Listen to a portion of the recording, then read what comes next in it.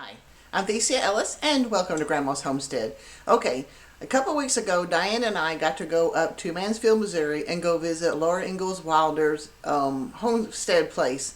And I bought a cookbook there. So I'm going to start a new series doing some of her stuff. And I'm so thrilled to get to visit that place. And there's going to be a video coming out on that on my other YouTube channel sometime soon.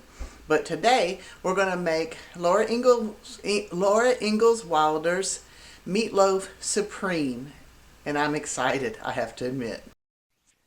This is 1.5 pound of 93% ground beef. This is pork sausage. We've got 1 egg beaten, 1 cup of milk, 1 cup of breadcrumbs, a medium onion diced up. We're going to do 1 teaspoon of salt. It calls for pepper, I don't have pepper. And this is an 8-ounce can of mushrooms drained. Let's get started. And of course, this is an easy recipe.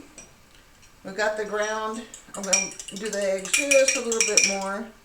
Dump that in there. The milk.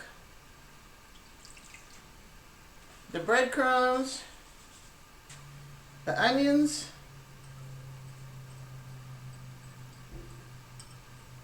I've already got my oven preheated to 375 degrees, or it's preheating now. Let's do the salt, 1 teaspoon of salt. And we're not going to do the mushrooms yet. That'll come later. We've got a loaf pan here we've got it oiled, and we're just going to mix this all together. Now, if you'll remember on my other meatloaf recipe, I do not use milk, and I used crackers for my breading. So this is completely different flavorings, because my recipe always had herbs in it. This does not have any herbs. So it's going to be interesting to see how this goes. I'm looking forward to it. To make sure it's all mixed nicely. Alright. See if I can get this without making a mess. Let's get this packed into the loaf pan.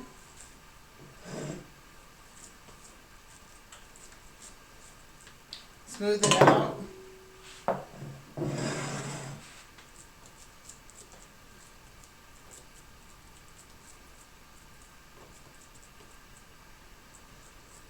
And we're going to stick this in the oven for 40 minutes. Alright. The meatloaf has been going. Now it says to add the mushrooms. That looks pretty good. Now we're going to put these back into the oven. What did I do with the other one? There it is. And we'll cook it for 30 more minutes. Then we'll check it out. Alright. I've got a thermometer. Now the instructions actually said to cook it for 40 minutes and then for another 30 minutes. So I actually did 30 minutes and then 30 minutes. And I hope you can see this.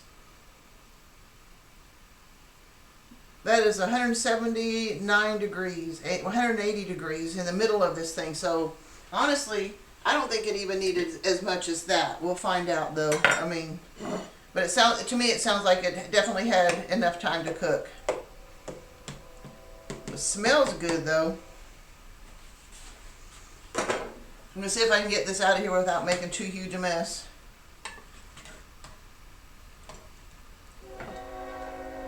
Oh yeah, look, that's done all the way through. That's beautiful.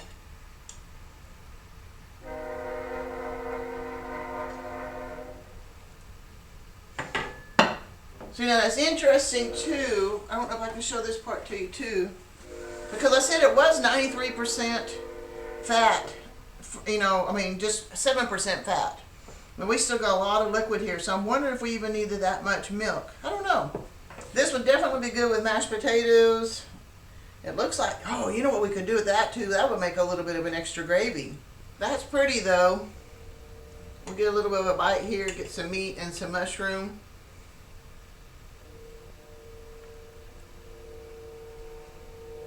Pretty good. I was a little apprehensive about the mushrooms. Actually, the mushrooms are pretty darn good. Well, that was pretty good.